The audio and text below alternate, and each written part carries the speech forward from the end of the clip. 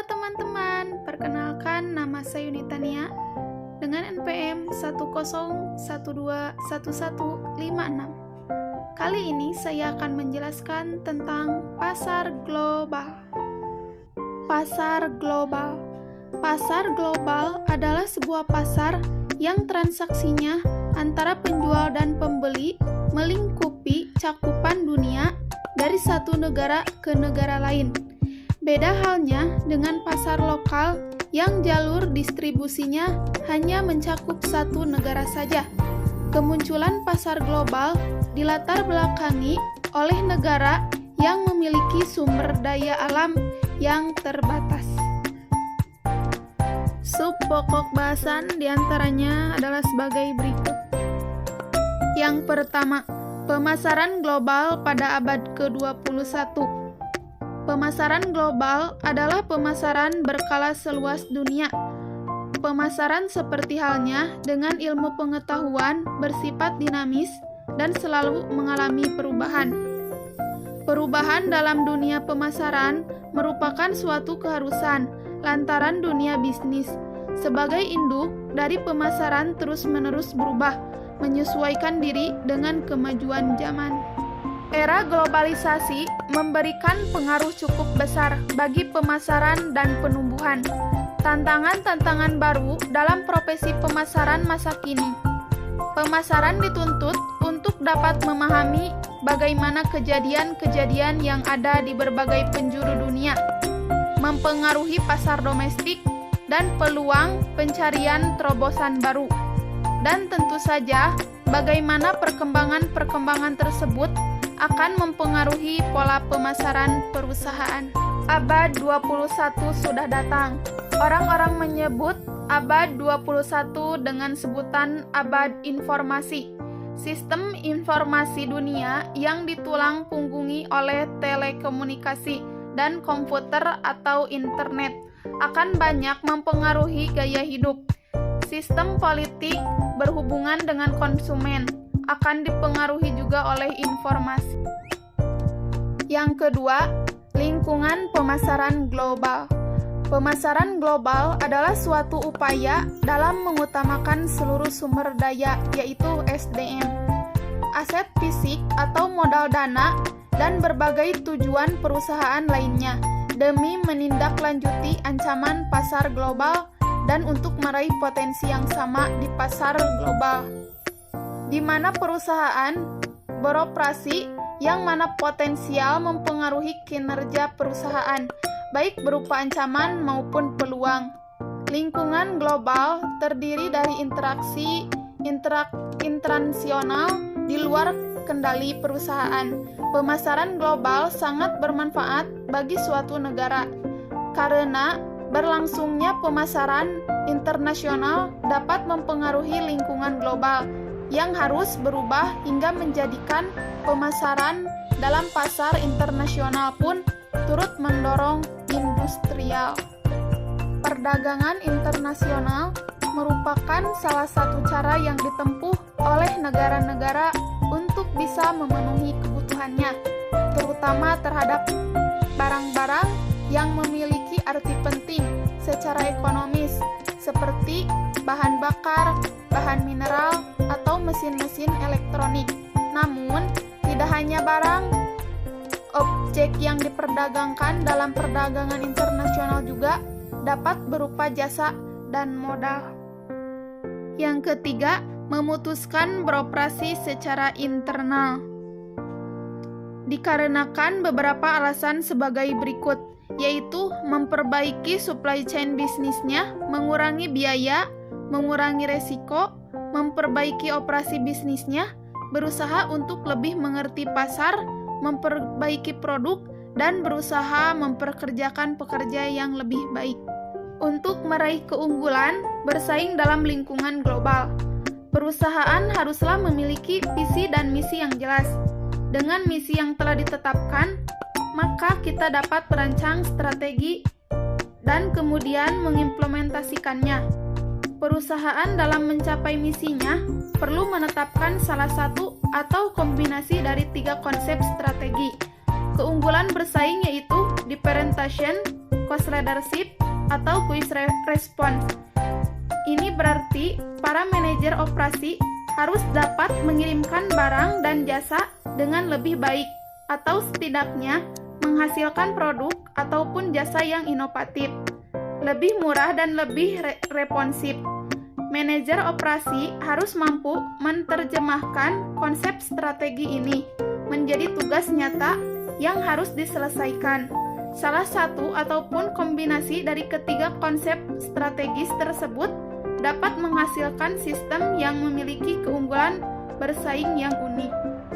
Globalisasi dapat meningkatkan kompetensi operasional suatu perusahaan. Dalam perusahaan yang sudah global, proses operasi seperti supply chain, teknologi informasi, pengendalian risiko, analisis nilai tambah juga sudah dikelola secara global. Supply chain secara global bertujuan untuk memenuhi kebutuhan dinamis dari pasar yang berkembang dan menciptakan segmen konsumen yang baru untuk menyeimbangkan risiko yang disebabkan oleh ekonomi, ketidakpastian, politik, dan kondisi pengelolaan keuangan perusahaan, sehingga dalam hal ini perusahaan dapat mempertimbangkan outsourcing secara global, distribusi secara global, aliansi strategi di antara supply chain global, dan melakukan koordinasi secara global. Yang keempat, memutuskan pasar mana yang akan dimasuki. Perusahaan harus memutuskan berapa banyak negara yang akan dimasuki dan seberapa cepat organik. Strategi masuk yang khas adalah pendekatan air terjun secara bertahap memasuki negara secara berurutan dan pendekatan sprinkler memasuki banyak negara secara bersamaan. Matsushita, BMW, General Electric, Benetton, dan The Body Shop. Mengikuti pendekatan air terjun itu memungkinkan perusahaan merencanakan ekspansi dengan hati-hati dan cenderung tidak beban sumber daya manusia dan keuangan. Saat penggerak awal, keuntungan sangat berarti, serta tingkat keseriusan persaingan yang besar berlaku. Pendekatan sprinkler lebih baik. Risiko utama dalam pendekatan sprinkler adalah sumber daya substansial yang dibutuhkan dan tingkat kesulitannya merencanakan strategi masuk ke banyak pasar yang beragam. Perusahaan juga harus memilih negara yang akan dimasuki berdasarkan produk akan faktor-faktor seperti geografi, pendapatan, populasi, dan iklim politik. Mengevaluasi potensi pasar. Betapa banyak negara dan wilayah yang mengintegrasikan kebijakan dan standar perdagangan mereka. Setiap pasar tetap memiliki keunikan fitur, kesiapan untuk berbagai produk dan layanan, serta daya tarik sebagai pasar bergantung pada pasar lingkungan demografis, ekonomi, sosial budaya, alam, teknologi, dan politik hukum. Bagaimana perusahaan memilih pasar potensial untuk dimasuki? Banyak perusahaan lebih memilih menjual ke negara tetangga karena mereka memahami dengan lebih baik dan dapat mengontrol biaya masuk dengan lebih efektif. Yang kelima, memutuskan cara memasuki pasar. Ada beberapa alasan yang melatar belakangi sebuah perusahaan tertarik untuk memasuki pasar di luar negeri. Di antaranya, yang pertama, ekspor langsung. Dengan cara menjual produknya langsung ke luar negeri atau melalui distributor yang mewakili kegiatan penjualan. Yang kedua, lisensi. Merupakan cara yang mudah untuk memasuki pasar internasional. Sebagai contoh adalah produsen Coca-Cola melakukan pemasaran internasionalnya dengan lisensi pembotolan atau memberi hak pembotolan ke seluruh dunia. Yang ketiga, joint venture atau patungan. Dengan joint venture, investor luar negeri dapat bergabung dengan investor lokal untuk membentuk usaha bersama atau patungan, serta sebagai kepemilikan dan kendali. Kelemahan dari joint venture ini menyangkut persamaan kebijakan investasi atau pemasaran antara luar negeri dan dalam negeri. Yang keempat, investasi langsung. Perusahaan multinasional dapat memasuki pasar luar negeri dengan cara kepemilikan langsung atas fasilitas perakitan atau manufaktur berbasis luar negeri. Keuntungan dari investasi langsung antara lain, perusahaan dapat menghemat biaya dalam bentuk tenaga kerja atau bahan mentah yang lebih murah. Biaya angkat lebih murah, memberikan kesan baik di mata yang negara dituju, karena menciptakan lapangan pekerjaan serta mendapatkan kendali penuh atas usahanya. Yang keenam, memutuskan program pemasaran global. Pemasaran global adalah suatu proses untuk mengutamakan sumber daya manusia, aset fisik, uang, dan tujuan dari suatu perusahaan demi memperoleh potensi dan demi mengambil tindakan atas adanya ancaman pasar global.